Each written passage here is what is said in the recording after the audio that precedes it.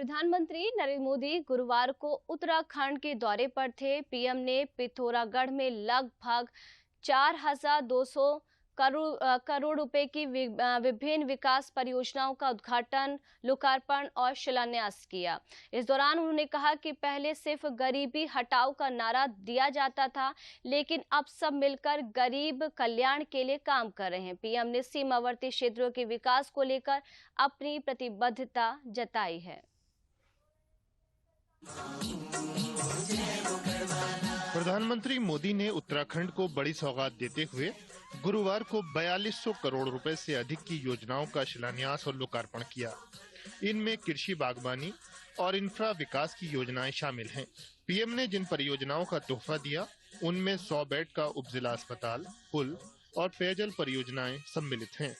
साथ ही प्रधानमंत्री ग्रामीण सड़क योजना के तहत निर्मित 70 सड़कों और 15 पुलों का उन्होंने लोकार्पण किया।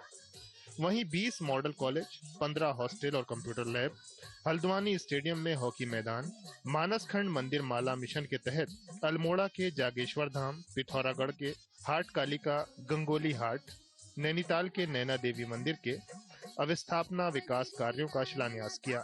पीएम ने कहा कि मौजूदा केंद्र सरकार की नीतियों की वजह से देश में गरीबी कम हो रही है।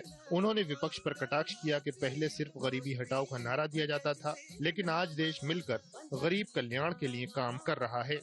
13.5 करोड़ लोग गरीबी से बाहर 5 साल में आना, ये अपने आप में दुनिया अचरज कर रही है।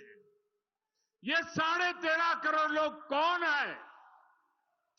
इनमें से बहुत सारे लोग आपकी तरह ही पहाड़ों में रहने वाले हैं, सुदूर इलाकों में रहते हैं। ये 13.5 करोड़ लोग इस बात का उदाहरण है कि भारत अपनी गरीबी मिटा सकता है। सीमावर्ती क्षेत्रों में विकास को लेकर प्रधानमंत्री ने प्रतिबद्धता जताई। पीएम ने कहा कि अब सीमा पर मौजूद गांव को अंतिम नहीं, बल्कि पहले गांव के तौर पर विकसित किया जाता है। नया भारत पहले की सरकार की डरी हुई सोच को पीछे छोड़कर विकास कर रहा है। भारत की पूरी सीमा, उस पर हम आधुनिक सड़कें बना रहे हैं, सुरंगें बना रहे हैं, पुल बना रहे हैं। बीते 9 वर्षों में सिर्फ बॉर्डर एरियाज में ही 4,200 किलोमीटर से ज्यादा लंबी सड़कें बनाई गई है। हमने बॉर्डर के किनारे करीब 250 बड़े पुल और 22 सुरंगें भी बनाई है। आज भी इस कार्यक्रम में अनेक नए पुलों के लिए शिलान्यास हुआ है। अब तो हम बॉर्डर तक ट्रेनों को भी लेकर आने की तैयारी कर रहे हैं। पीएम ने कहा कि देश हर क्षेत्र में विकास कर रहा है। महिला सशक्तिकरण की बात करें या खेल के क्षेत्र में या फिर किसानों और देश के जवानों की बात हो, देश निराशा को पीछे छोड़कर तेजी से आगे बढ़ रहा है। एक समय था चारों तरफ निराशा का माहौल था। पूरा देश जैसे मानो निराशा में डूब गया था।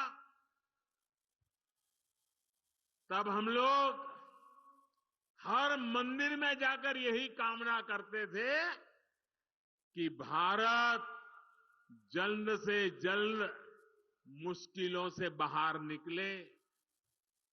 हर भारतीय सोचता था कि हजारों करोड़ के घोटालों से देश को मुक्ति मिले।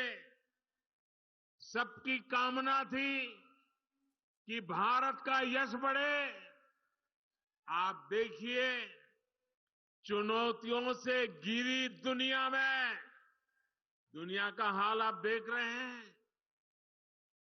चुनौतियों से घिरी दुनिया में भारत की आवाज कितनी बुलंद होती जा रही है। प्रधानमंत्री ने कहा कि उत्तराखंड के तीर्थ स्थलों के विकास को लेकर सरकार सजग है और केदारखंड के साथ ही राज्य के मानसखंड के विकास के लिए भी सरकार काम कर रही है। केदारनाथ धाम के पुनर्निर्माण से जुड़ा पहला चरण पूरा हो चुका है। श्री बद्रीनाथ धाम में भी सैकड़ों करोड़ रुपयों की लागत से अनेक काम हो रहे हैं। केदारनाथ धाम और श्री हेमकुंड साहिब में रोपवे का भी काम पूरा होते ही दिव्यांग और बुजुर्ग तीर्थयात्रियों को बहुत सुविधा होने वाली है। हमारी सरकार केदारखंड के साथ साथ, और मैं आज इसलिए आया हूं, मुझे मानस खंड को भी उस ऊंचाई पर ले जाना। केदारखंड और मानस खंड की कनेक्टिविटी पर भी हम बहुत बल दे रहे हैं। जो लोग केदारनाथ बद्रीनाथ धाम जाते हैं वे जोगेश्वर धाम, आदि कैलाश और ओम पर्वत भी आसानी से आ सके, ये प्रयास किया जा रहा है।